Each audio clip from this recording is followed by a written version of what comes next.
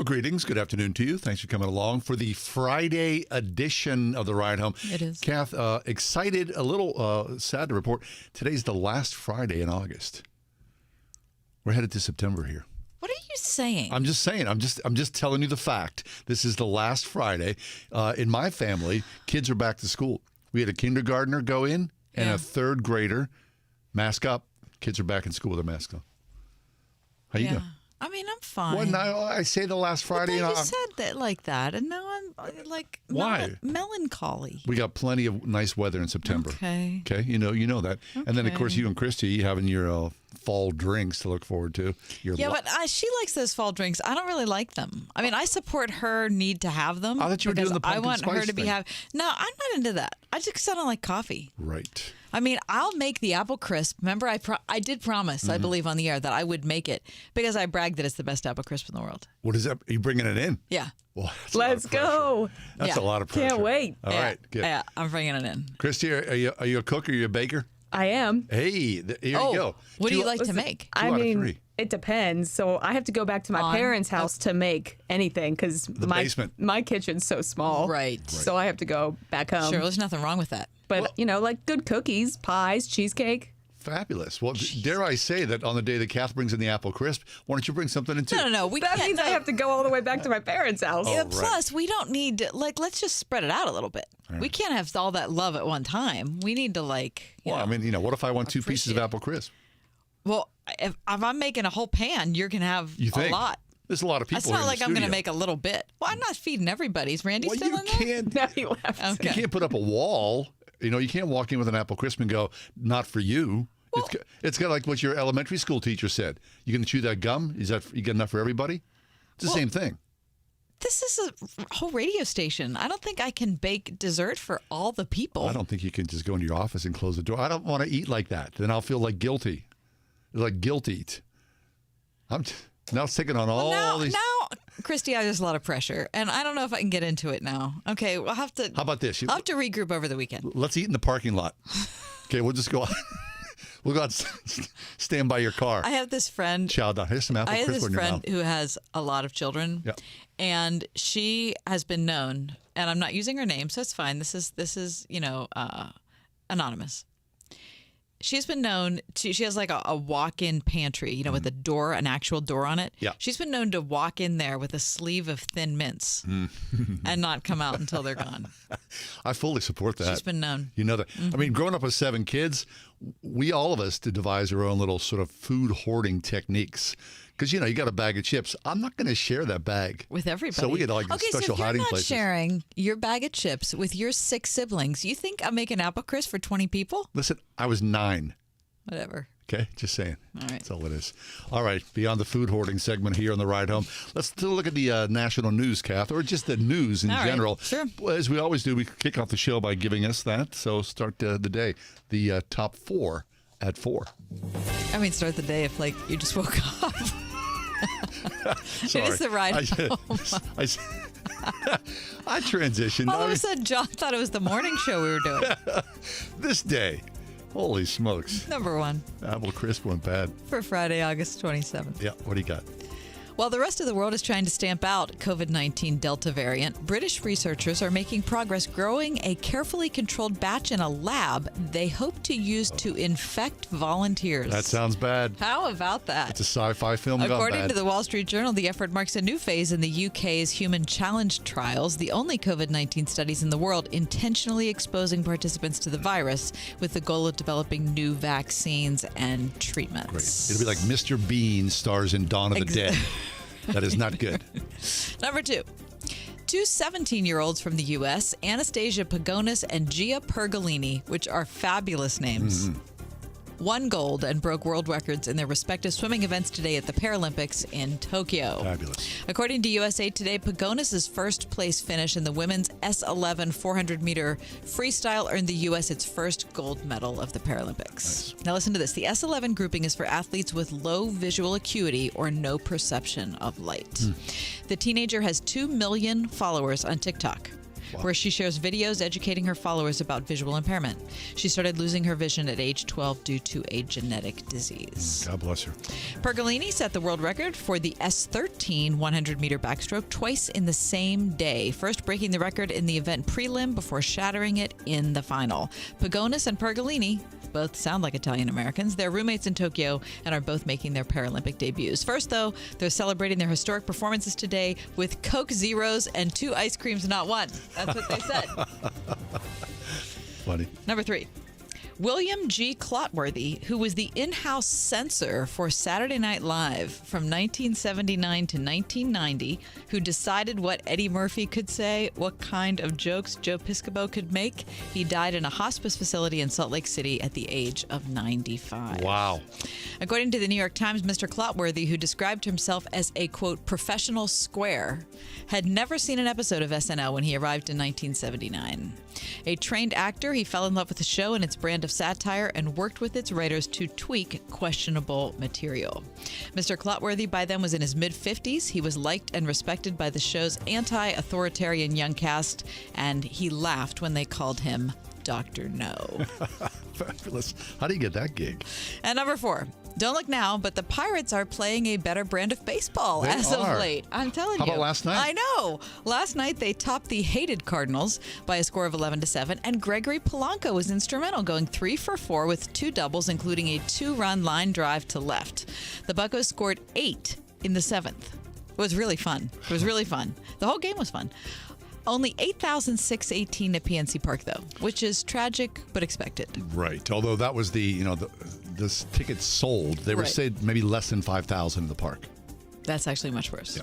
According to the Trib, it marked only the second time in 50 years the Pirates came back from a deficit of at least 6 runs to beat the Cards. And that is your top 4 at 4. Very nice. Very good.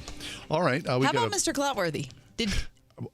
How do you get a job as a censor after never having seen the show? Especially when At the age of 50. he had his whole career in marketing and advertising, as I remember. Interesting. He must, again, Yeah. it's not what you know, it's who He you had know. worked 30 years in advertising, and he was looking for a midlife career change. Huh.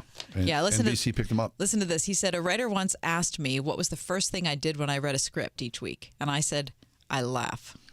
He said, then after I laugh, I go to work with the scissors and blue pencil, screaming or begging.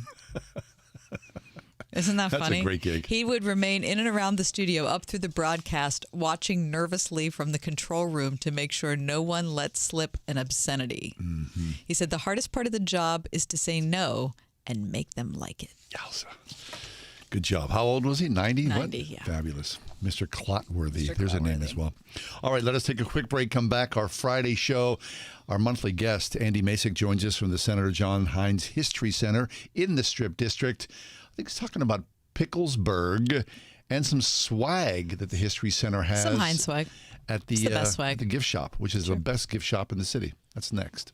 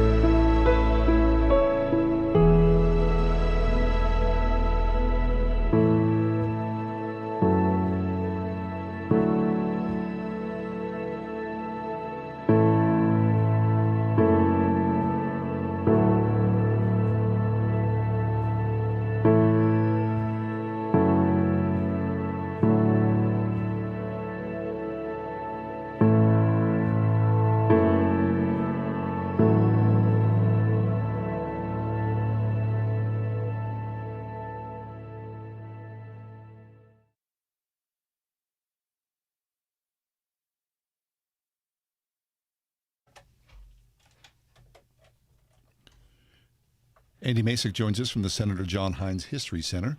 Andy, how are you, sir? I'm good. How are you? We're good. We're back in well. studio. We're finally back in studio. Yeah. We're happy to be breathing the same air, although for how long we don't know. Right.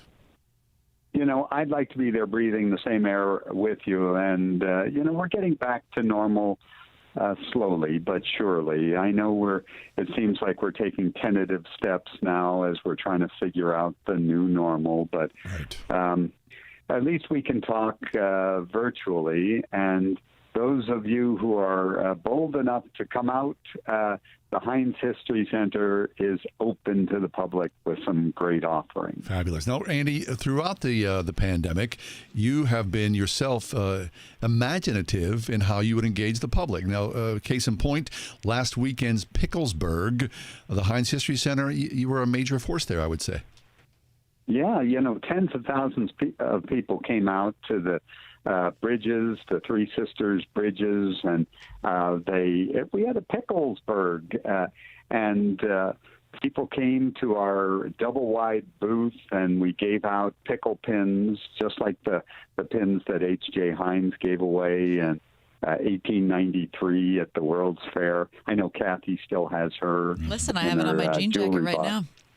Oh, do you really? Sure do, yeah. That's too good.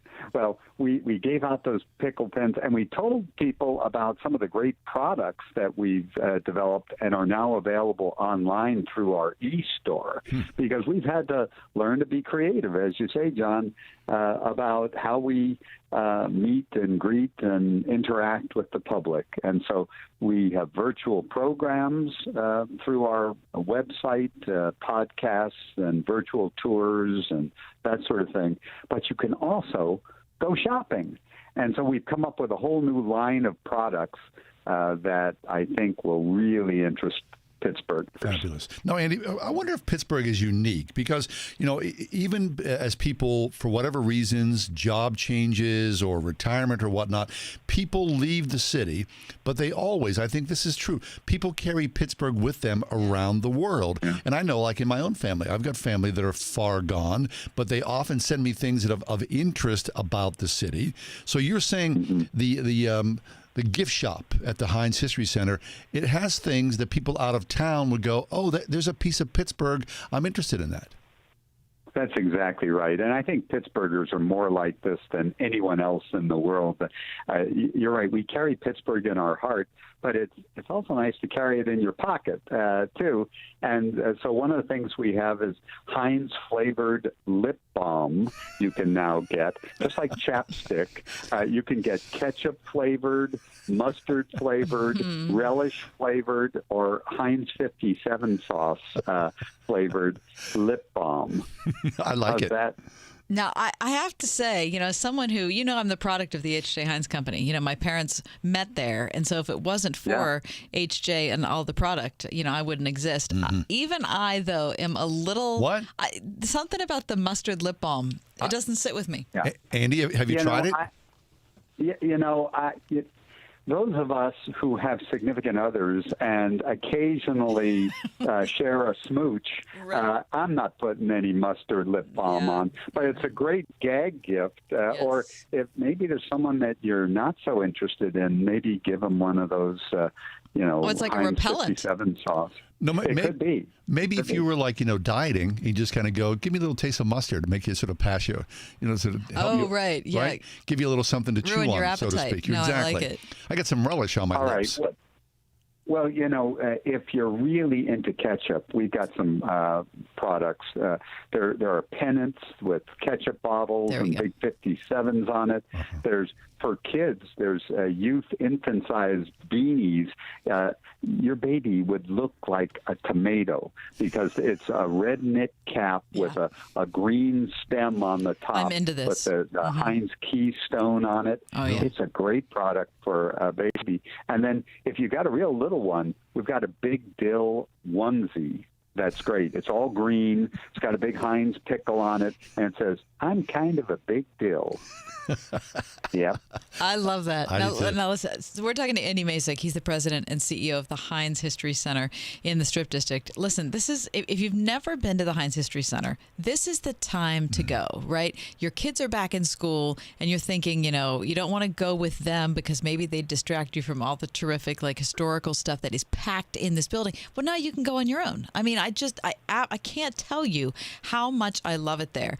A good friend of our family's ran the Heinz Hitch for years. That was his job for the H.J. Heinz Company. And the Heinz Hitch sits there right in the lobby. Very nice. Every time I go in there, I think of him and his family and just the terrific times I had riding around on that when I was a kid. Okay, so let me fast forward, though, and ask you about Heinz socks. Because in our family, we're always looking for something unusual as a Christmas gift. Stocking stuffers. Exactly. No pun intended. And I've never seen this before.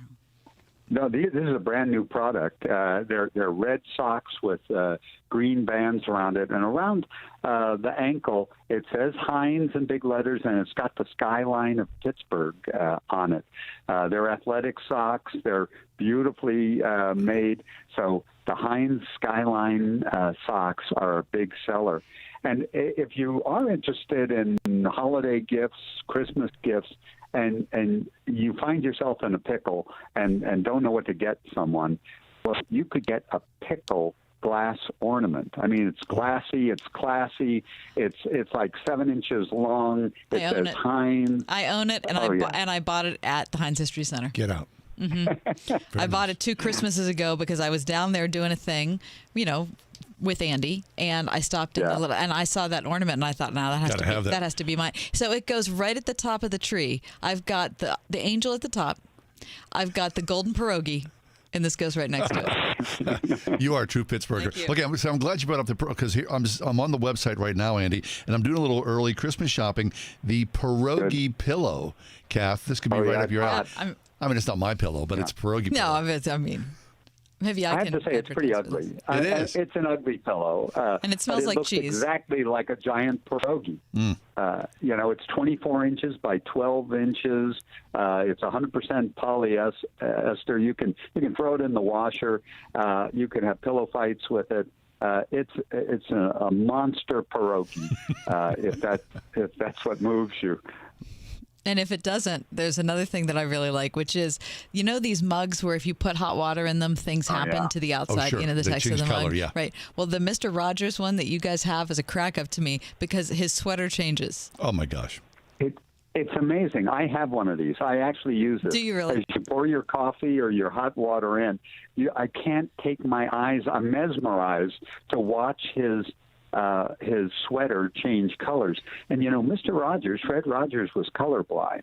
So he never saw the outlandish colors that his mother used to knit his sweaters. His mother actually made those sweaters for him, those cardigans. Is that right? And she would do like ugly mustard and bright orange and just outlandish colors. And in the early days, it was black and white. So nobody ever knew what the sweaters looked like. But in the later years, it was color TV, and people were, wow, that guy is out there. So now you can see him change his sweater on your mug every morning. Fabulous. We're talking with Andy Masek. He's the president, the CEO of the Senator John Heinz History Center in the Strip District.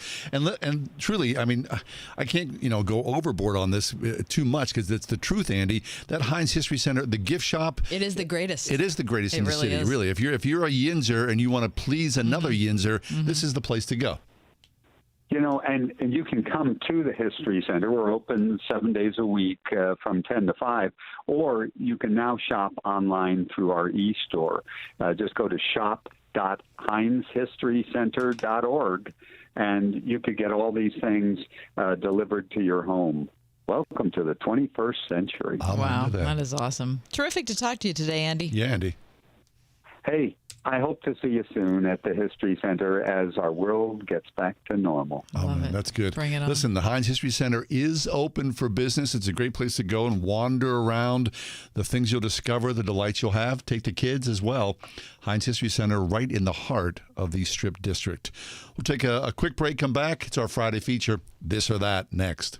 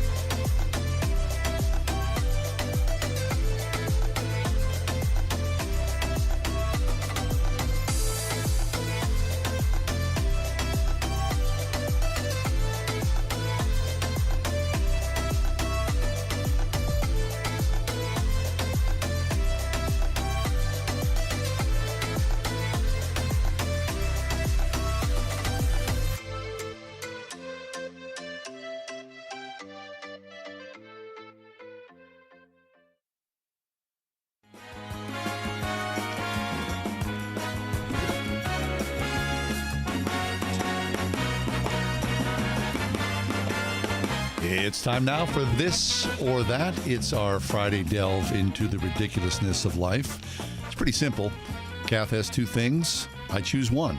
This one or that one. And we both take turns back and forth. All right, Kath, you want to go first or shall I? It's up to you. All right. I'll go first. Okay. Now, I have no particular theme here. This No is theme. just a sort of... It's themeless. Right, exactly. Okay. Just a sort of Stream of consciousness. potpourri of this or that. I am all right? ready. Being the MC Hammer. I'll choose being the MC. All right. Two toddlers crying. Oh, God. The quiet empty nest.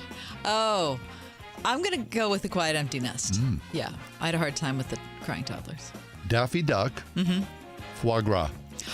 Oh, Daffy Duck. Foie gras. It's wrong. John, we're beyond that in society, don't you think we are? I have no comment. This or that. In line at the buffet. Yeah. A Jimmy Buffett concert.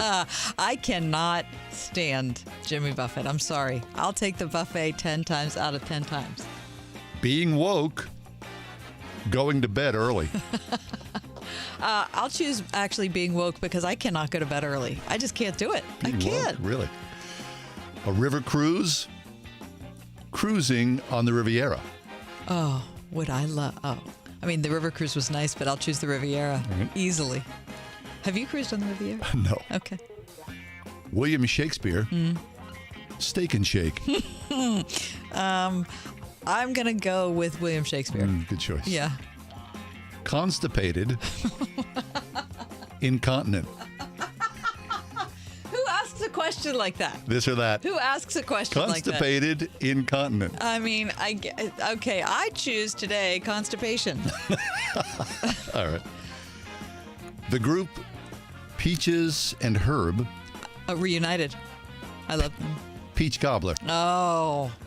I mean, look, Peaches and Herb, that was a good song, but that was really one song, so I'm going for Cobbler. All right. Date night. Night of the Living Dead. Oh, I don't like the zombie things. No, date night. Charlie Watts. Charlie and the Chocolate Factory. Oh, Charlie Watts, easily. Twitter. Tweety Bird. I'll even go Twitter there. Hanging out for a day with Betty White. Hanging out for a day at the White House. You know what? I think I'd choose Betty White. This little piggy went to market. This little piggy stayed home. I'm going to stay home, John. Even though we've been home for a long time, I'm just tired right now. All right. Grass-fed. Pasture-raised. Let's do open spaces. Let's go for the pasture. And finally, Yeah. never being on the internet again. Yes. Never reading another book. Oh, I'll choose not being on the internet again in a hot minute. All right. All right, that's good, That's mine, John. this or that. Thank you. All right, we had a great Word FM date night this week, did we Oh, not? yes, we did. We really did yeah. on the Gateway Princess. Mm-hmm. And so I bring you the Yinzer Things Around Pittsburgh edition of Nice. This or That. Yinzer. Okay, good. You ready? Yeah.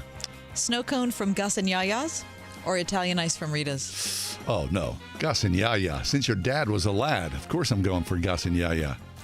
Ritter's Diner in Bloomfield Yeah, I love it. or DeLuca's in the Strip. Oh, that's rough. This or that, Those John. are both fabulous places. I have great memories of both places. This or that. I may have been drunken at both of them at some point as well. Just saying. That's I a may story have for been. another time. It is. I'm doing Ritter's. Are you? It's my old neighborhood. Moments of contemplation, John, at the Mattress Factory in the Mexican War Streets? Yeah. Or moments of contemplation at the Grotto in South Oakland? Shooey. Our Lady of the Parkway. Yeah, I've been to both. I love them both. Again, I'm going for an old neighborhood, North Side Mattress Factory. Aiello's Pizza on Murray Avenue in Squirrel Hill? Yeah. Or Minio's on Murray Avenue in Squirrel Hill? Love them both, but I'm going Minio's. Very nice. Fish sandwich from Woolies in the Strip? Yeah. Or Capicola and cheddar from Permanis in the Strip? Oh, I'm doing the fish sandwich. I'll just leave that at that. The original Oyster House in Market Square, John? Oh, yeah. Or the Potato Patch at Kennywood? Yowza. Man, that's rough. I love them both. They're both Yinzer. I'm doing potato patch fries. Are you? Yeah. You're going to leave the original Oyster House I am. behind? I'm sorry. The cookie table at a fire hall wedding? Oh, Or the cookie table at a Knights of Columbus wedding. Oh my goodness gracious! I'm doing the Knights. KFC. I'm doing the Knights of Columbus. Yes, I wanted Knights you of to. Columbus, please. Chipped ham sandwich with Swiss and sweet pickles. Nice. Or ham barbecue. Oh, yeah, I'm doing the ham barbecue. Oh, yeah, I am. Okay. Because it's chipped ham. It is chipped ham, but you got Just that. throwing a little stuff in hot, there. though. It's not really barbecue, but we'll take it. We're Yinzers. It's really not barbecue at all. Saving your parking space with a kitchen chair, John, Mm-hmm. or running the sweeper. Both household tasks. I've never saved a parking space with a chair. Never. Really? No. Not a single time. No. I'm doing the sweeper thing. Really? Yeah, Okay. I am. All right. Okay. I appreciate that. All right. Halushki, John. Yeah. Or a steak salad with fries on top. Oh, yeah. The Haluski thing, no. I'm doing the steak salad with the fries. That's some good eating. Flash dance? Mm. Or Silence of the Lambs? Yeah. One did not age particularly well. Do you think?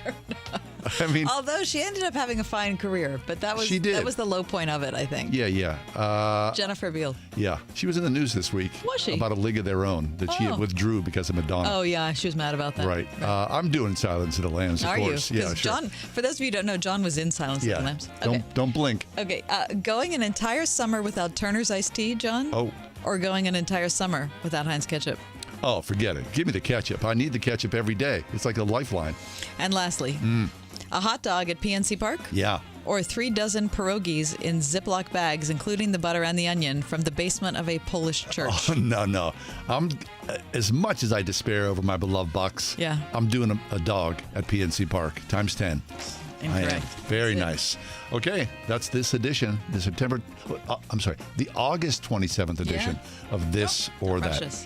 Take a quick break, come back. When we do come back, we're going to talk about the art of the setup. Someone you know, you set them up? Lisa Anderson from Focus on the Family joins us next.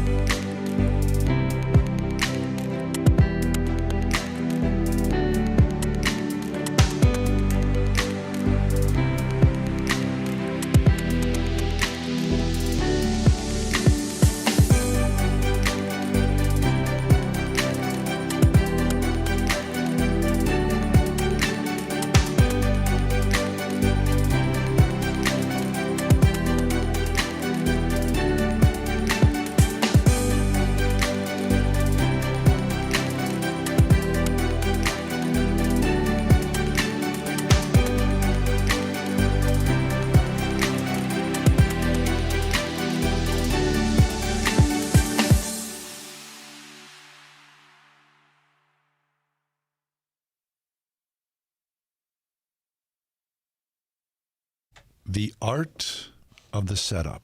Did you have people in your life who helped you set things up? I was set up with my husband. You were set up with your husband? Yes. Really? Well, that's a story. All right. I never had that in my life. There was never anybody kind of going. I cannot believe that. It's the truth. I mean, with all the dating you did. What do you mean all the dating I did? I'm What are you just talking saying. about? Like I've been around the block 50 times? Here's the deal. In my life. There was a lot of dating. No, there wasn't. Yeah, there was. I only dated actors. Actors. Well, Which might have contributed to the problem. well, there's an emotional element to that, right? I mean, people are highly emotional. Getting together can be combustible, Yeah. right? Yeah. So only women that I knew who were, on the stage were the people that I was with. I mean, there was nobody setting me up. Yeah, but I can't believe you were never. I mean, I was set up with another person also. Really? Yeah. People looking out for you. Someone you loved said, "Hey, Kath, this person, you should check that out." Yeah, this is somebody who you should consider. Christy, now there you are. You're 27, unattached. There are people on your friends. They helping to set you up. I was set up before and it didn't go well, so I said never again. Never again. Never again. Okay, but just keep in mind that the first time didn't go well for me either. I'm just saying. All right, never again. Okay, Lisa Anderson is back with us. She's the director of Boundless and Young Adults at Focus on the Family. She hosts the Boundless Show. Here to talk to us about the art of the setup. Hey, Lisa, welcome back. Hey, it's great to be here. All right, Lisa. So, I mean, in all the dating John did, and there was a lot of it. I was emotionally engaged. Whatever you're calling it.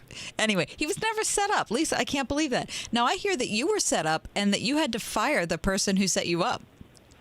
Yeah, well, actually, I had formed this, what I called a dating team, and I put, my mom loves Jesus and wanted to be on the team, so I'm like, cool. Sure. Well, then she calls me up one day. She's living in the Midwest. I'm out here in Colorado, and she's like, oh, Lisa, the next time you come and visit, there's a new single man at my church, and you have to meet him. Oh. And I'm like, okay, well, Mom, give me the scoop. How did he get there? What does he do? What's he about? Yeah. And she's like, oh, no, I haven't met him. I just saw the back of his head at church.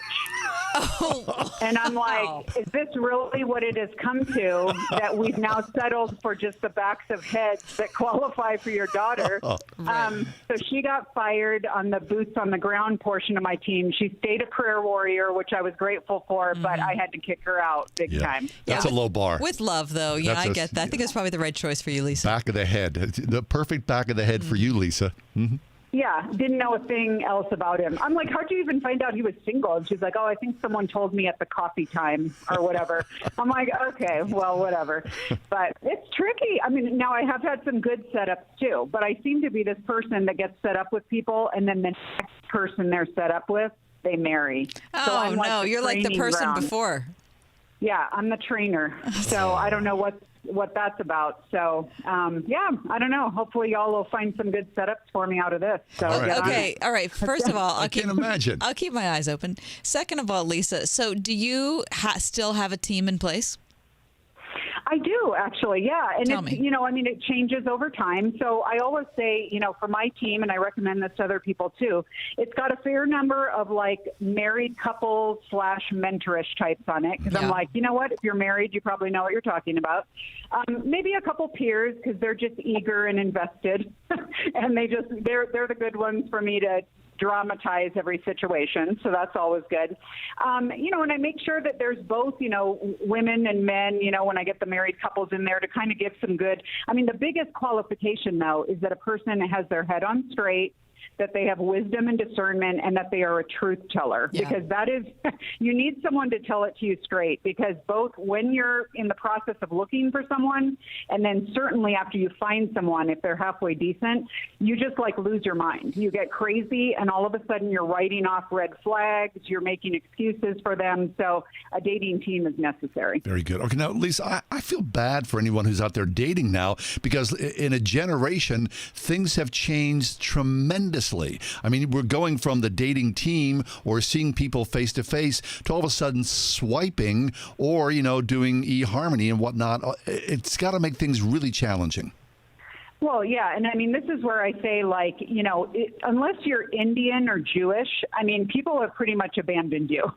I mean, the whole cultural component of communities dating and, like, you having the family members looking out for you. I mean, that used to be a big cultural thing. And now, and some of this is like shame on single people, because we're the ones that have been like, don't interfere in my love life. I've got this, and we sequester away and act like we're not doing anything.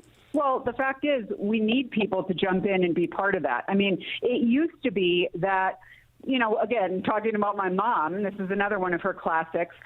She met my dad at a Christian college, stalked him at a few basketball games, and got married. And she's like, Lisa, it should be a lot easier than what you're making it out to be. And I'm like, Mom, it is not like that anymore. Right. Yeah. And so now, it used to be you had friends, introduced you to friends, or you did common things. Now we're on dating apps, we're on Tinder, we are doing speed dating, we are getting into all kinds of weirdness. And it really, some of it's just downright dangerous. And so I think we have to have a lot more wisdom and care in making the process happen. Okay. Listen, that sounds absolutely reasonable to me. Lisa Anderson is with us, director of Boundless and Young Adults at Focus on the Family. She also hosts the Boundless Show weekly podcast and radio show. Okay, so what about, you mentioned that on your dating team, the people that advise you or might set you up, so you've got people who are at like different stages of life. Now, do you tell them that they're on your dating team, or is this just something that is in your head? No, I do tell them, okay. And in fact, I pay them a monthly fee. No, I'm just kidding. Yeah, sure. No, 5% of whatever your future husband makes. Exactly. No, they know. And it really is. It's not some weird, awkward thing where I give this presentation of like, will you please join this team? But they just kind of know by being interested. The people to have on your team are the people who know and love you best and have your best interests at heart. So that's why like the friends and the family members and folks from church and stuff are great candidates. And so I kind of tell them this. And then, some of them serve different purposes because some of them may be a little bit more hardcore than others.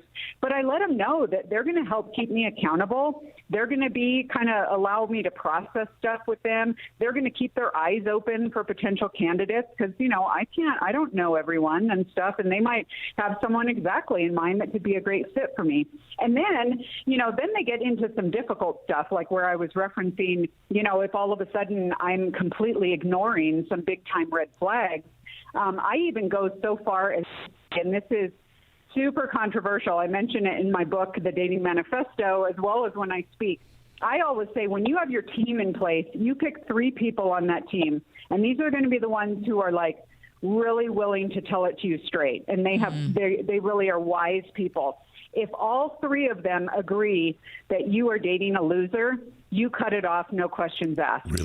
Because that is the kind of objectivity that you don't have at this moment. You're going to be like, you don't know him like I know him. Don't worry. You haven't seen how great he is when just we're together. All that kind of nonsense. And it's like, no, actually, this guy's a big jerk, and he has $300,000 in consumer debt, and he just got out of 4 simultaneous relationships. So, you're going to need someone to tell you that. You just mentioned 3 different people I dated there. No, wait. Okay. So speaking of red flags, Lise, have you seen the quality of the pool of the guys that you see out there? Has somehow that devolved into something less desirable over time?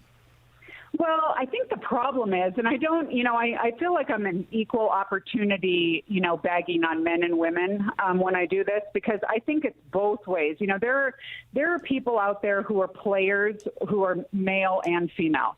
And I think the problem is that when we introduced technology into the mix and we made it so easy to start sifting through profiles, the whole world became opened up to us. It used to be like, let's go back to Little House on the Prairie, okay? You married the person who was the next country lane over. That's who was available to you. Now the whole world is open, so we're like, I'm in this singles group at church, and there are 150 of us, but none of them seem great. But this guy in Boca Raton, Florida, I'm pretty sure he's my soulmate because I met him online. Right. So we just get weird. And all of a sudden, you see people who are just sifting through profiles like they're paint samples, and it perpetuates a very consumeristic attitude towards dating, which isn't healthy, and it's not honoring of the other person. And so we've got to infuse some humanity back into it. And some of that's just practical, straight up, if you're online building a profile, guys, we don't need your shirtless mirror shots. That's like, boy, do you not have friends that can take your picture instead of you doing a selfie in your bathroom mirror? And women, you need to be honest about who you are and about what your values are and about, you need to like things more than Diet Coke and flip-flops. And so, again, it's putting your best foot forward and being honest about who you are and what you're looking for. Right. So despite all the travails, you've not given up hope, right? And so you're like you still have confidence in the human race. Right. And for everyone out there, men and women who are unattached and would like to be married someday, not to be hopeless, there is a solution to this. Well, absolutely. And that is because of one reason, and that is that God is in the business of making good matches. So if I truly trust God and his work in my life, he's not sitting up there going, oh, my goodness, I was able to find someone for everyone in the world except for Lisa. She's my toughest case. I'm just wringing my hands. I don't know what to do. Don't know what to do with Lisa. He's not limited in his resources. So did I expect to be single this long? No. Do I feel like I have the gift of singleness? No. But for some reason, I'm still single, and I'm totally okay with that. I wasn't always super okay with it, and I think it's okay to want marriage and to grieve some aspects of singleness. I've done all that too. But at the end of the day, God knows my story. He knows when I'm going to get married, if I'm going to get married, what that looks like. I just need to trust him with every single day of mine, rock out the season I'm in, which for now that's singleness, and be content that he has my story and he has good things for me, because my singleness is not my biggest thing about me. Fabulous. Lisa, people want to follow you more. They can find you online. Talk to us for a second about the Boundless Show. Yeah, well, folks find us at boundless.org. They're going to find our articles, our group blog. We have the show there. The show is also available on Apple Podcasts, Spotify, everywhere that podcasts are found, and on radio on some stations. But, it's really where we're helping single young adults break down the move towards adulthood. So navigating relationships, faith, career, finances, everything that goes into growing up and really contributing to society instead of being a consumer. Fabulous. Lisa, we're so happy we met you. This has just been really fun. We're glad you're a regular part of the show. Our radar is now up for you, Lisa. Really, 50,000 watts. Well, that's good. I appreciate it. I'll be checking in with you basically 3 times a day from now on. Great, that's good. And with all the dating John's done, he's got a vast pool. You're way overstating that. I was never a player. Never once was I a player. All right, we're going to take a break. I don't know what's happening here, Lisa. Thanks for being with us. Thanks, Lisa. All Absolutely. Right. The Boundless Show. It's Lisa Anderson from Focus on the Family. We'll take a quick break, come back. Yeah, couch potatoes are 7 times more likely to have a stroke. Happy weekend.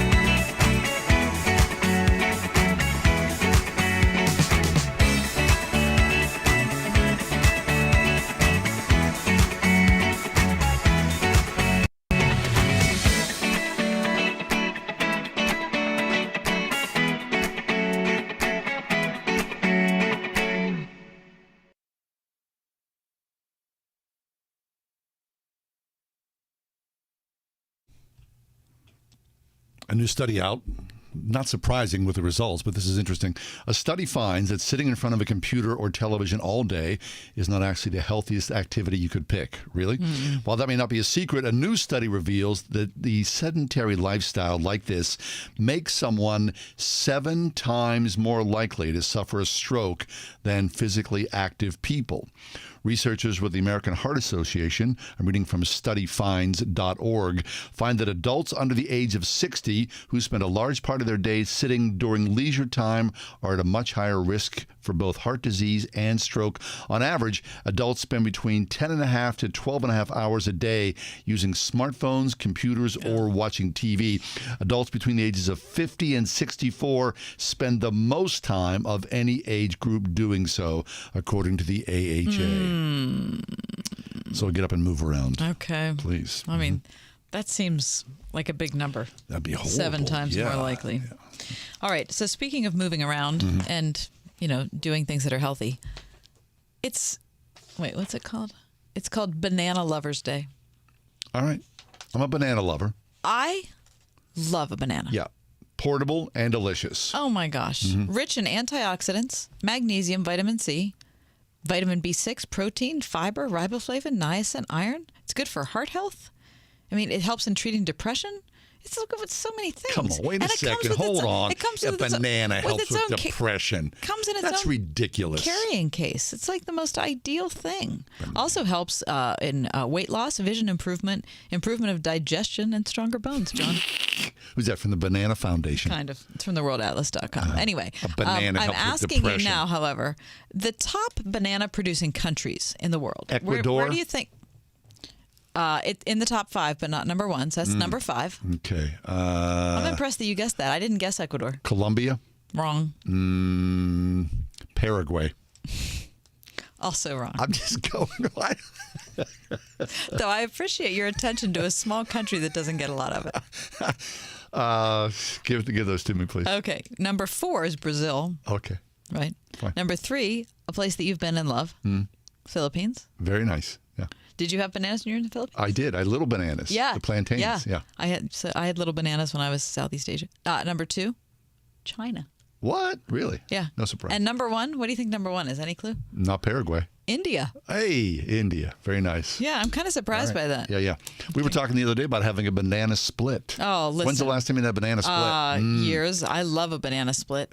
How about just banana dipped in chocolate? Oh, yeah. That's Or really how good. about banana frozen dipped in chocolate? Yeah. I had a banana I love ice cream frozen bar bananas. last night. Dark chocolate with banana somehow I filling. bet that was delicious. Was very good. There's always money in the banana stand. What is that? Arrested Development. Oh.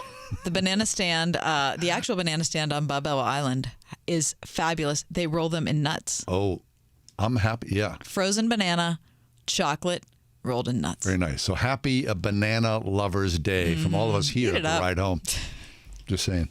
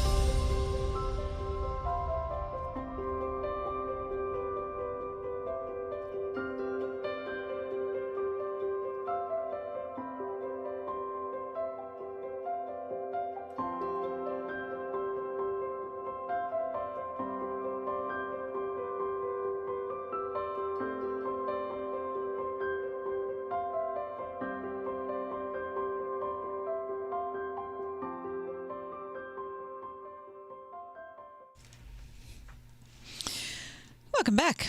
I'm Kathy Emmons on The Ride Home. Happy to be with you today. We've got Christy Stockdale, our producer on the other side of the glass. John Hall will be here in just a minute.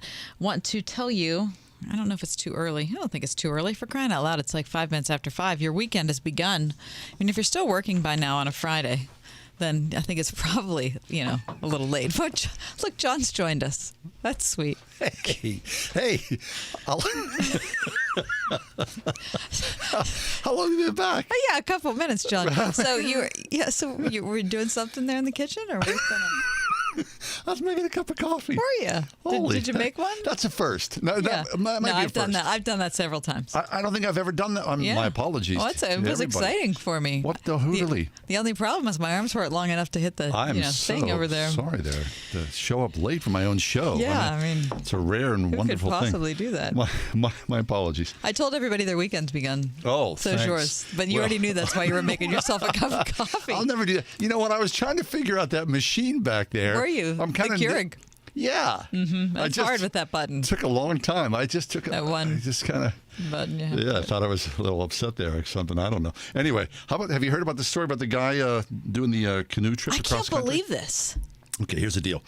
This is a guy named Neil Moore. He is traveling 7,500 miles from Oregon to New York City in a canoe. I didn't know you could do such a thing. I didn't know. I mean, how do you? He'll cross 22 bodies of water, 2 of those in Pittsburgh, the Ohio and the Allegheny. As of yesterday, he had traveled 6,600 miles to date.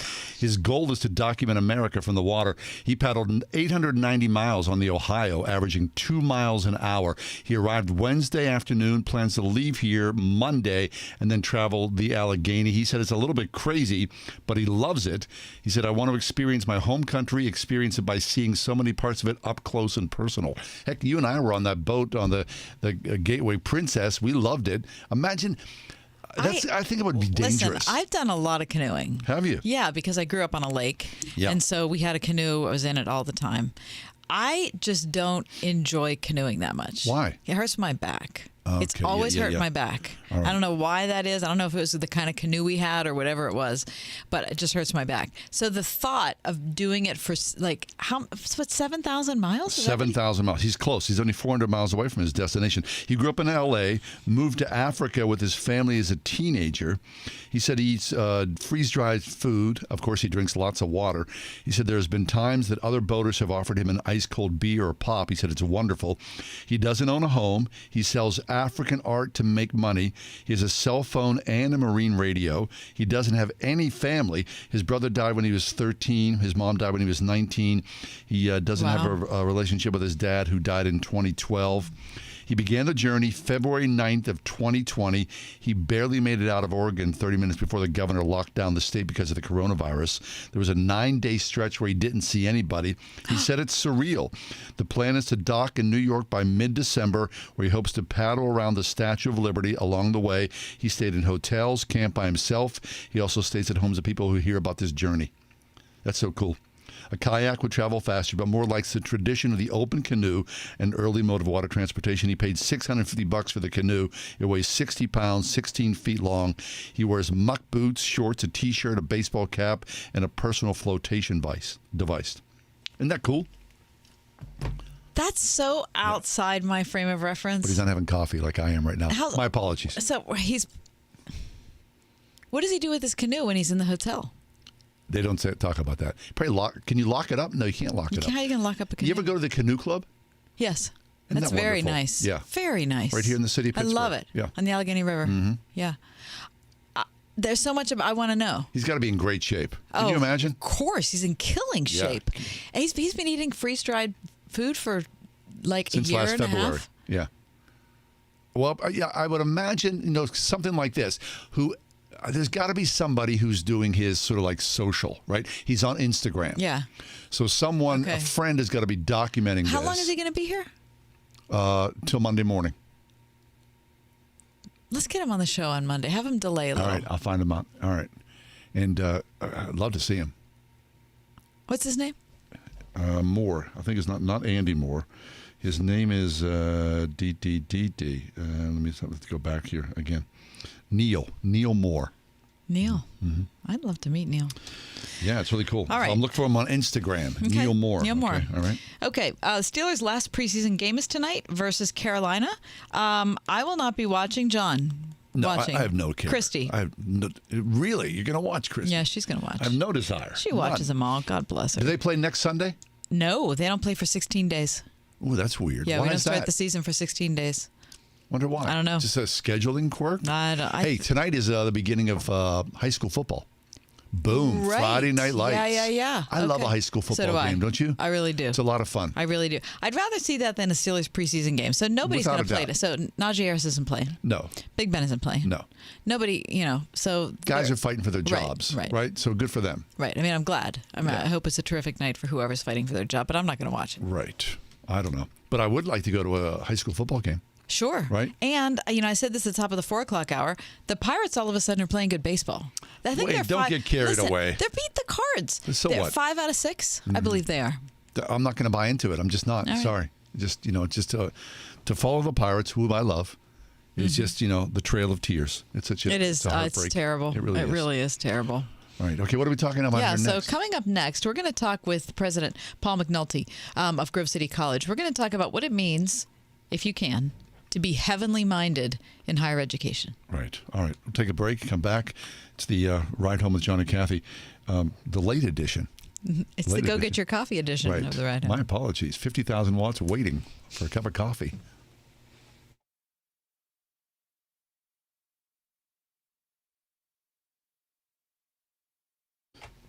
Well, it's a nice weekend, right? It's been a little warm. It'd be good to get in the car and just take a drive, have a little nosh along the way. And would we suggest you stop by the Spring House and go check out Marcia? Hey, Marsh, how you doing?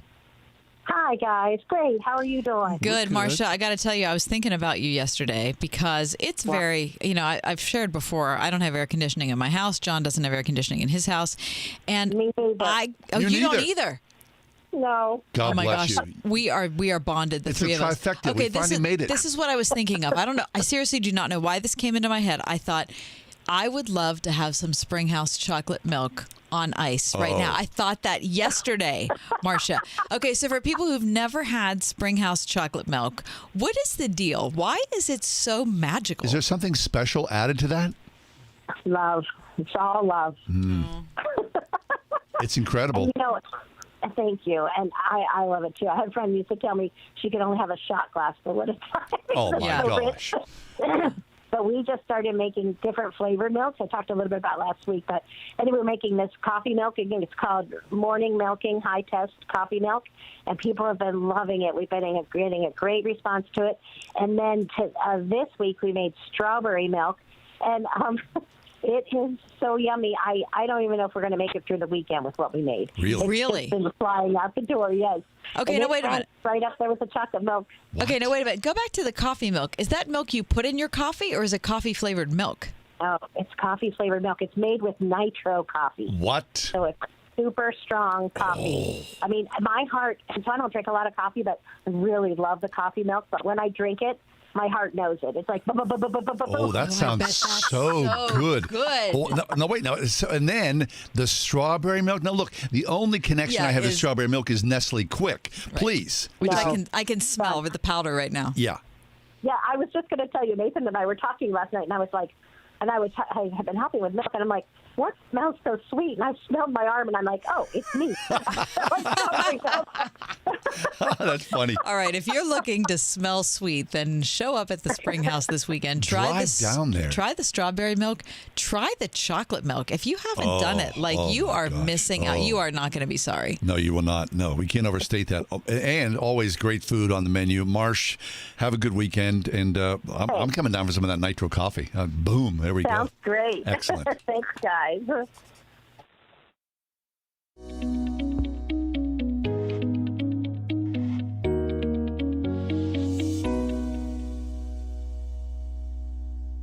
Thinking about a Christian education? Word FM can help with our half-price tuition deals.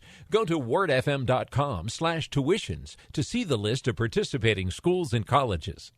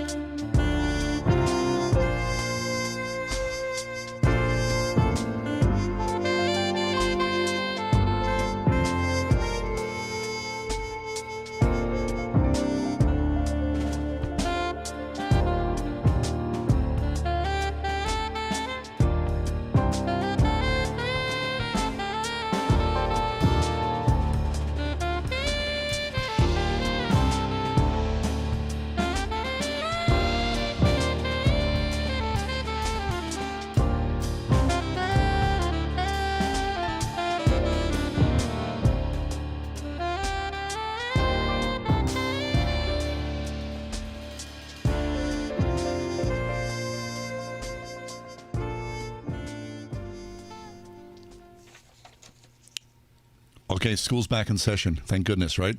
All across America, whether it's this week, we had a kindergartner go in, a third grader go in, our boys are back in, your daughter's back in. Hallelujah. Some resonance of normalcy again. Thank goodness. Well, Paul McNulty is with us. He is the 9th president of Grove City College. Prior to returning to his alma mater, Paul McNulty spent over 30 years in Washington, D.C. as an attorney in public service and private practice. In 2005, the United States Senate unanimously confirmed Paul McNulty to the position of Deputy Attorney General, the second in command at the United States Department of Justice, and the Chief Operating Officer of the department's more than 100,000 employees. Paul McNulty is with us right now. Hey, Paul. How are you? Hey, John. Hi, Kathy. It's great to be back with you. Terrific. Now, listen, I know that students are back at Grove City College, my daughter being one of them. And, Paul, it's got to be easier than it was this time last year. Yes, it is. Although I wish it was even easier. But it has changed. We are definitely back to a feeling of normalcy that we didn't have last year. But the Delta variant is keeping us on our toes. Yeah. So it's one of these things where I feel like most days I'm just walking a tightrope and hoping that everything can continue in this kind of open, normal feel where the students are really engaged and happy. And so far in the first week, we've been blessed, and things are going forward. Let me break in, Paul, and just say, and I'm just saying this as a parent, and I know we also do advertising for Grove City on the air, but this is not a paid plug. You guys did such a great job managing all that last year. Yeah. I mean, it was against all odds, against every difficulty, and things that changed minute by minute. I mean, you guys just managed things as I believe as well as you possibly could have, and I'm one person out here who's really grateful for it. Well, that's very kind of you to say. It was definitely a long year, and I spent a lot of time on my knees, and we worked hard on it. And but I am most thankful for how that year went, and I'm hoping that we have a similar experience, even better. Very good. And Paul, speaking about getting back to normal, reports are that this is not normal to see the professor or the president of a college helping students move in. But there you were this week. Yeah, we heard rumors. Yeah. We have our viewers out there looking for you. Well, as I get older, I look for pillows and I look for first floor rooms and things like that. So I have my strategies. Sure. But yeah, Brenda and I both, we always help the families move in. It's a great experience to just be a part of that excitement. And it's such a lot of tender moments and all of that too, which makes it really special. Yeah. And so after everybody's all moved in, you have a convocation with the whole student body and you're the featured speaker. So what did you choose to talk about this year? Well, Kathy, I sweat over that every year. I guess it's my 8th year, but my 7th speech because we had to cancel it last year. And it's a great privilege, to be able to speak to the entire campus community. And what I had on my mind this year was to talk about heaven. And I said to them that I want to talk about heaven, not heaven and hell, but heaven and halls. Not John Hall, but just collegiate halls. Yeah. And my thought was, let's explore heavenly mindedness as we think about what we study, what we do day in and day out. What does it mean to have a heavenly perspective on that? And we looked at the passage from Luke 23 and Christ saying to the thief on the cross next to him, this day you'll be with me in paradise. So we know heaven is a real place where Christ dwells. But I'm really struck by Paul's language in Ephesians where he says that we have been raised with Christ in heaven. We sit in a heavenly place with him. And in Colossians where he says that we're to have our mind set on the things above.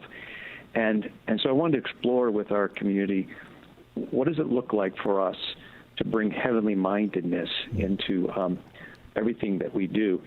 C.S. Lewis has a great line in Mere Christianity. He says, aim at heaven and you will get earth thrown in. Aim at earth and you will get neither.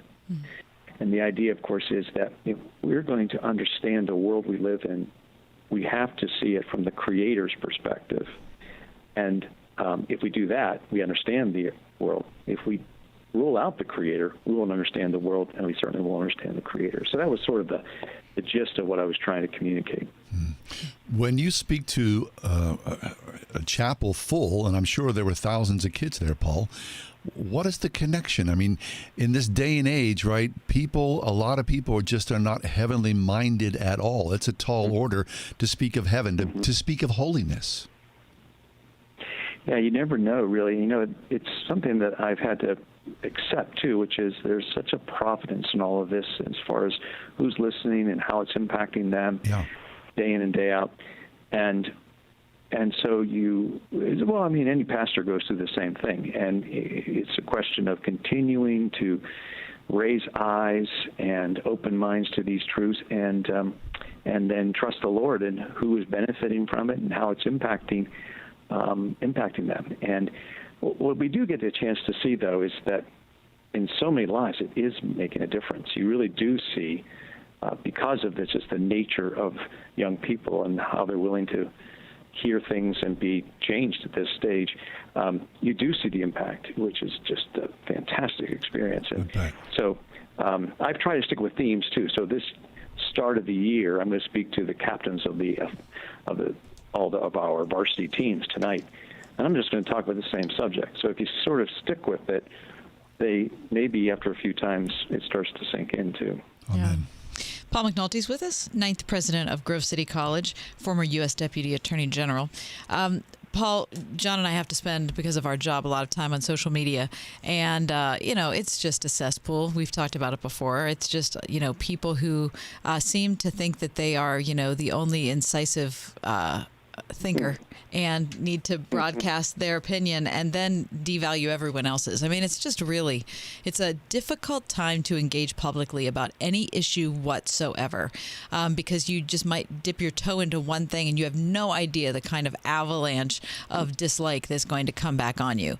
Talk about how you think about that in relation to the students on your campus. I mean, there are people who have very different ideas about politics, about faith, about you name it, and they have to find a way to talk to each other. And you're, building the leaders for the next generation. So how do you do that? Yeah, and it is related to heavenly mindedness, isn't it? Because it's not just the ideas, but it's the way we communicate. It's looking at Christ as our model there. And so we have to model that kind of respectful engagement, that civility, that humility with each other. We have to hire people who are demonstrating it in the classroom so that students can see how it looks when a question is asked or a comment is made, and they see this sort of character come out in a professor. That can be very impactful. And we have to talk about it openly, about that being a challenge in and of itself.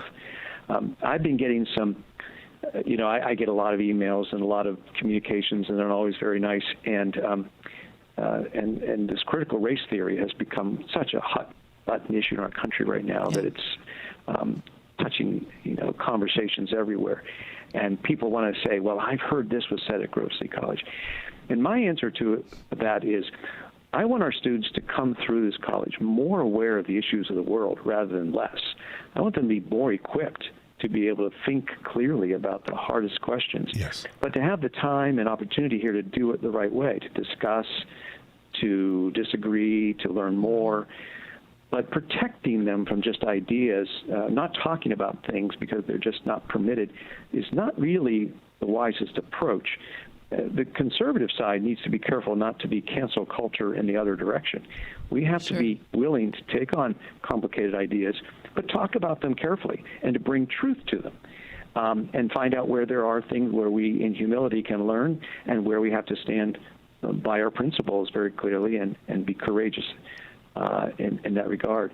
So it is a tough environment, Kathy, to educate today, and you have to be willing to take shots, but yet have that sense that this is God's calling, which is ultimately the most fulfilling. Yeah, and I would imagine, Paul, that it doesn't serve anyone well, other than perhaps monks or the ascetics among us, to live in a so-called Christian ghetto, right? I mean, we are in the world, and we don't have to be of the world, but it's important to engage the world, especially when you know that Christ is with you and you carry that heavenly perspective with you. So no matter what the conversation, Christ will reign, and that supersedes everything. Absolutely right. And for us to be salt and light in the world, we have to actually have a way of engaging the world and to find the language, to find the touch points that will connect us and give us, be winsome and give us an opportunity to be heard. And today it's all about proclamation and less about persuasion, and we have to teach students, and I think we make a pretty good case for it here, and I see some real receptivity on the part of the students to take up that calling. But that's really, the crisis of our time. My goodness, people just want to shout at each other and not engage in something that's going to be a kind of connectivity and a restorative, influence in the community. Right. That restorative influence in the community, boy, do we need that? Don't we need that in every community we can think of? Our online communities, our church communities, our actual neighborhoods, our school communities. I was just reading an article last night. No, it was this morning. It's a video on CBS News talking about how unbelievably antagonistic school board meetings have become. In just all sorts of small areas, big areas whatsoever, all around the United States, and how, you've got parents that are screaming at school officials. You've got parents screaming at each other. You've got accusations. They said it's one of the hottest areas of debate right now is at the school board meeting. Now, if there's debate, that's okay. But, what I saw on video, that's like way beyond But what debate. drives that, of course, for everyone loves their children and wants their children to be, cared after, safe, and well-educated. So, you leave that up to government officials, and, of course, that's a hot mess, isn't it, Paul? Yeah, it is. And I think we have a crisis of trust, too, which is the pandemic has been a factor in that as well. When people in positions of authority speak, there's, I think, a quicker, a greater willingness to distrust. And I think it's part of the fault goes with the leaders in many cases who have been sort of out of touch with or elitist about ideas and not trustworthy. Not an indictment against all leadership. I'm just saying that to some extent that's the issue.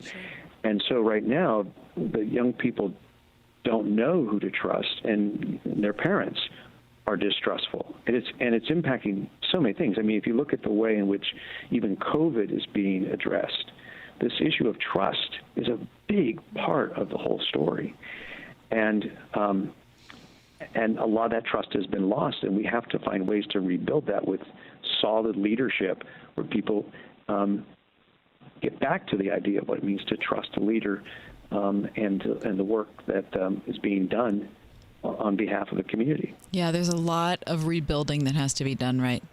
Last question for you, Paul. I hear you have a ton of freshmen this year. Yeah, we're really blessed. We had a 20% plus increase in our freshmen, most applications since 2004. Wow. So we had a really good response from families during the course of last year. We surveyed this incoming freshman class extensively, and we were really encouraged to see that what they were telling us as a justification were the very things we were trying to communicate. They were pointing to our Christ-centered education, the excellence of it, community. Those were the things that they picked up on. Now, we were allowing visitors to come to campus last year when a lot of schools weren't, so that helped us. But we're very encouraged by the trajectory because we're already off to a very fast start in applications for next year. And so we're seeing that nationally there's just been a real increased connection. Our alums, we have 30,000 alums around the country, our alums are very engaged in reaching out, and that's been making a big difference too. So yes, we're excited about where things stand and very hopeful about the path that seems to be ahead of us. Good. Well, clearly you're doing something right at Grove City, Paul, and it's good to always check in with you, and congratulations on that. Good to talk to you guys, too. Yeah. Very good. Yes, and I look forward to talking to you soon. We're going to have the 20th anniversary of 9/11 coming up here, and I'm going to be giving a couple of talks about that, and I'm looking forward to talking to you all about that at some point Great. soon, too. Next week. That's right, next Friday at this time. Paul McNulty from Grove City College, where he is the president. More information about Grove City, gcc.edu, Grove City College. We'll take a quick break, come back. The Afghan girls robotics team has made news recently, but as in all things, there's a little thorny issue surrounding that. We'll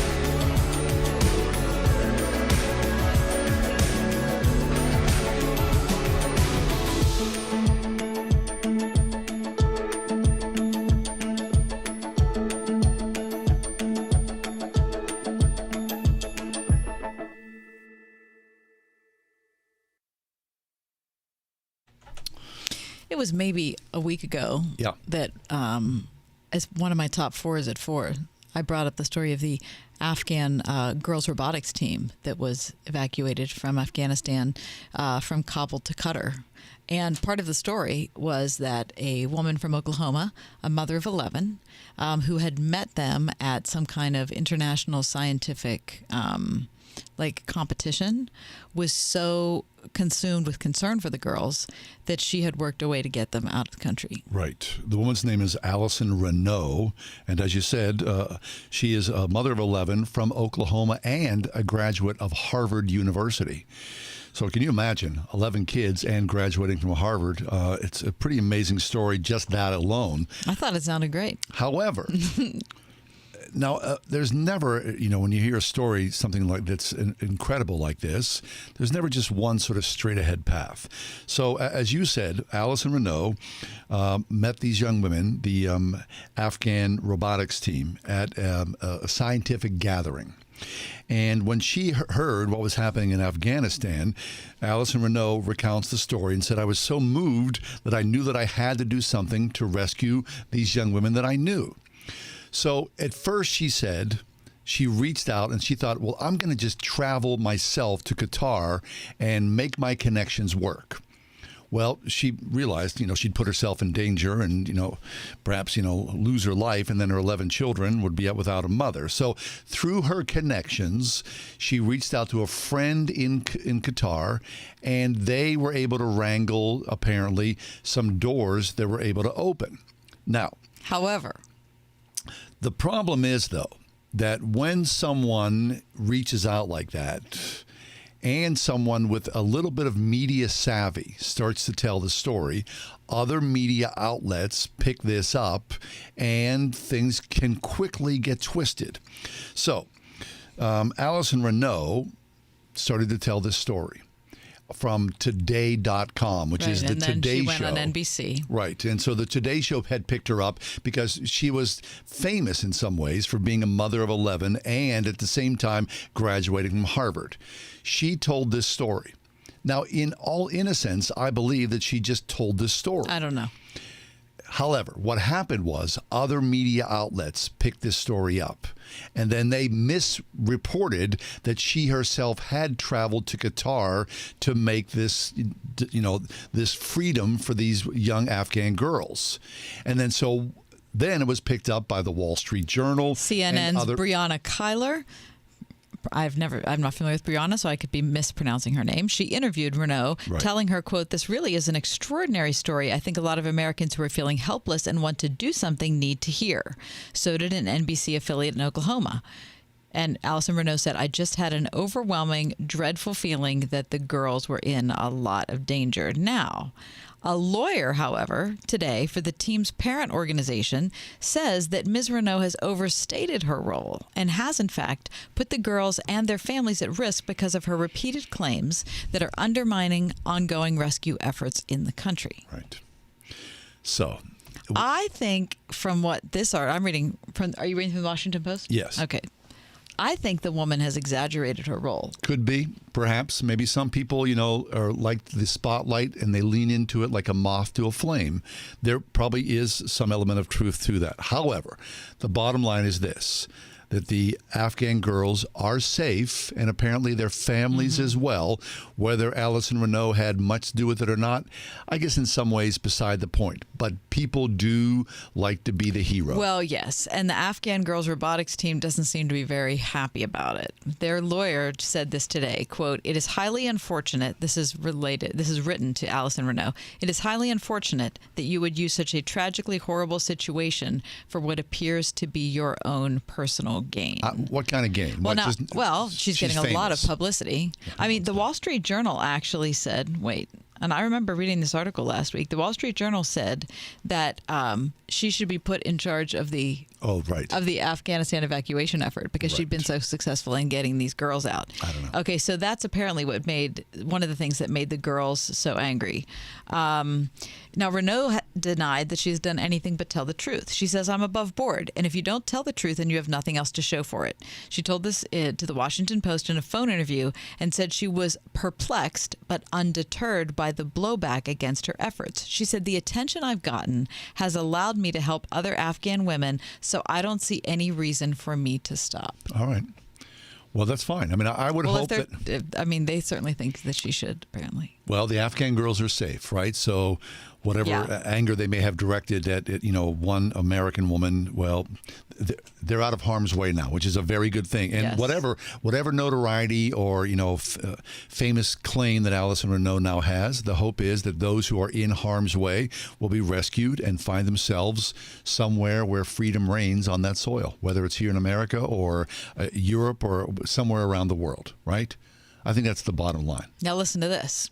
Not all of the Afghan robotics team members are out of the country. And in subsequent media appearances, Alison Renault has said she is still working to get more vulnerable women out, while also noting the work of the Qatari government and others.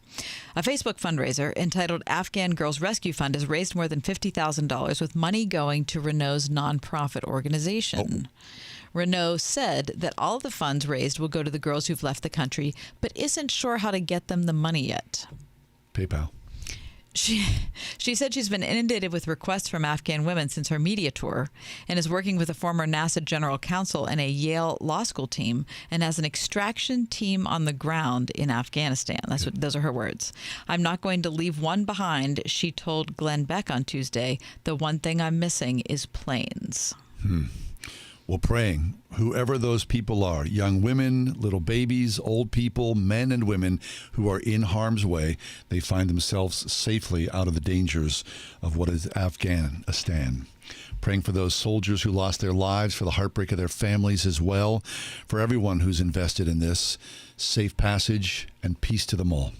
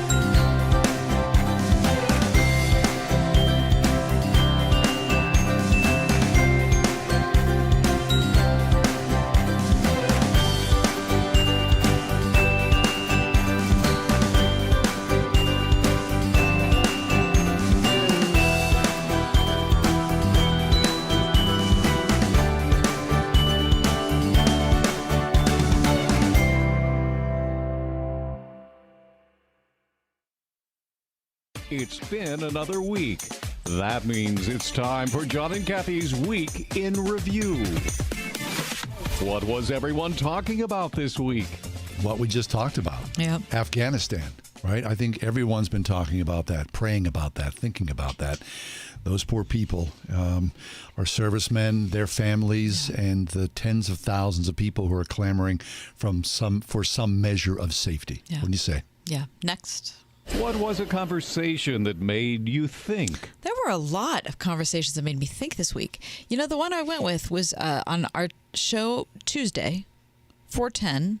Our guest was Elizabeth Stice from Palm Beach Atlantic, and the conversation was about conspiracies in the classroom and how many of her students, she's a history teacher, history professor, come into her classes, and in their heads they've got all kinds of crazy conspiracy theories that don't have any historical foundation, but they believe them. Right. And so it's not just teaching history, it's kind of fixing people's perceptions that exist right now. It's interesting you bring that up because I was reading a sort of a follow-up article about that people talk about, well, there's radicalization taking place in college campuses, but this article was saying it's the reverse. It's the students who are radicalizing the teacher. Right. Yeah, that's interesting. Well, I was thinking about Wednesday at 5:15. We had the psychiatrist, Dr. Kurt Thompson, with us, and he talked about the 3 Ps in the 18 months in our state of mind at this point in the pandemic, the idea of presence and perseverance and patience. Then he added a 4th P at the end about being a peacemaker.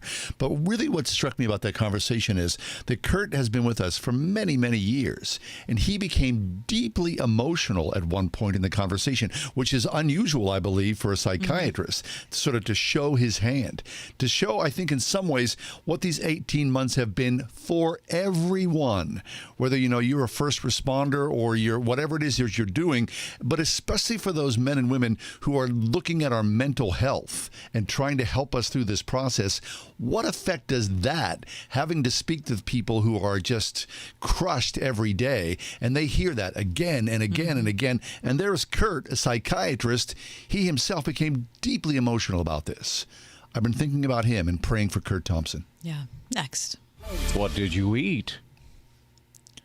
I love the combination of eggs and avocados. Oh, that's very nice. I mean, I like a breakfast sandwich that you're gonna put your eggs on there and you're gonna put the avocados on top. Last night I made scrambled eggs. I'm very, very, very good at scrambled eggs. Very good. With guacamole. Nice tossed salad. It's such a good I've been enjoying that a lot this week. Very nice. Eggs and guacamole. Good. Yeah, or eggs and avocados in any form. Well, I've said this before, but I've been doing this for the past... don't even say you're doing BLTs. I am. Oh, for heaven's sake. That's what I had again. Oh, my goodness. This week I had BLTs twice. And not just one BLT, but I'll often do 2 BLTs at a time. What kind of bread are you doing with that? French. Are you? Little French bread. Okay. With some nice bacon, lettuce, and fresh tomatoes with a big, thick slob of mayonnaise. That's good living. What did you watch? Every time we do this, we talk about something we watched that we liked. Yep. Well, I'm talking about something I watched I didn't like. Uh-oh. Bring it on. You know what?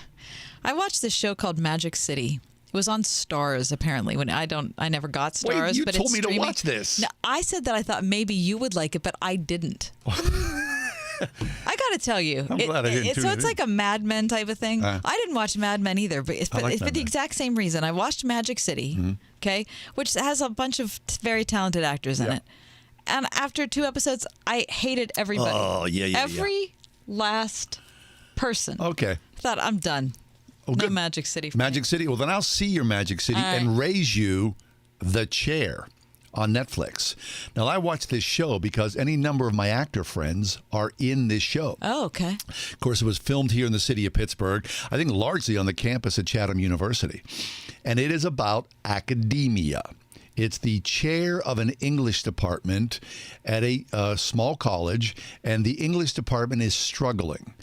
I only saw 2 episodes, but I watched this and I thought, if that's what's going on college campuses, heaven help us.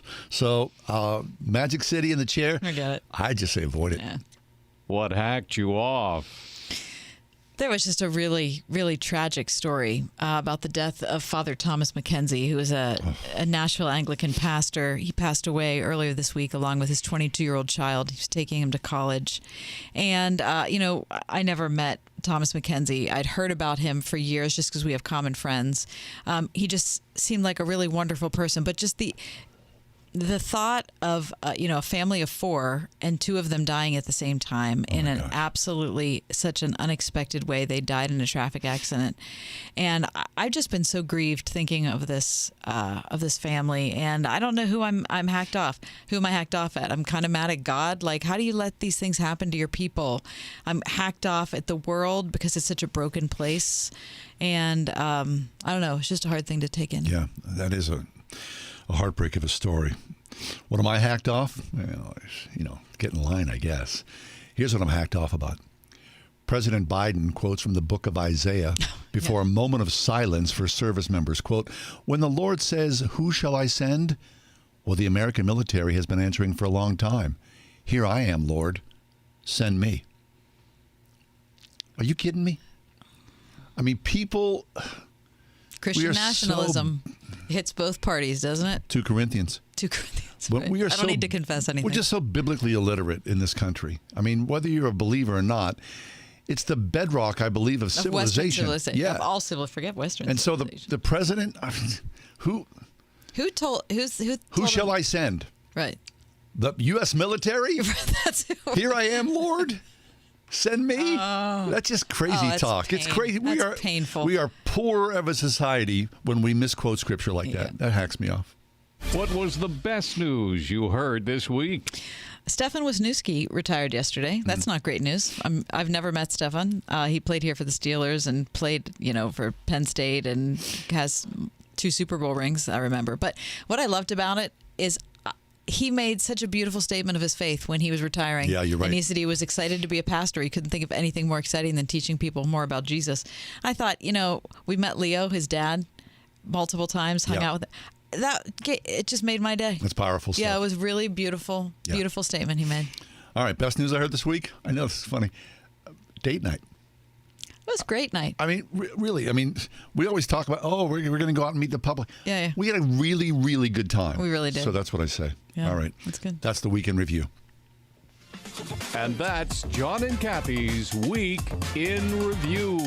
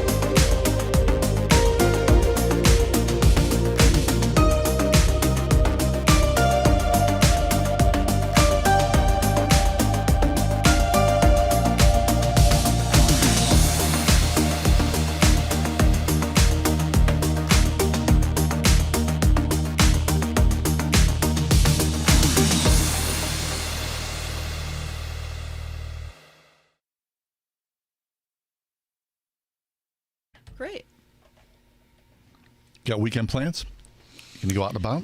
I'm going to go up. My daughter, who moved into college last week, forgot some things. Oh. So we're going to take those things to her. Oh, okay. That's good. You're a very good mother. And I'm going to go car shopping with my other daughter. Oh, are you, though? Oh, boy, that's dangerous, isn't it? Car shopping. Is she buying new or used? Oh, used. You never know, right? Used, okay. You know our family. Right. Okay. You know what? I'm going to cut the grass. Well, that's exciting. That's about it. Okay. When the weekend comes, I have no desire to go out. Well, you're not going to see Kiss. No. So Kiss was in town last night, but Paul Stanley, right, one of the original members, there was like the three, I think, 2 out of the 3 original members. So Paul Stanley came down with COVID, and they canceled it out at Star Lake. So no Kiss. You ever a Kiss fan? Oh, my gosh. Absolutely not. Christy? You know Kiss? I know who they are. But you don't know them. Not a big fan. Yeah, me either. I went to college with a guy who was like, he used to get, with the white makeup and the Get out of here. like. I just don't like. I've never liked one of their songs. How about their shoes?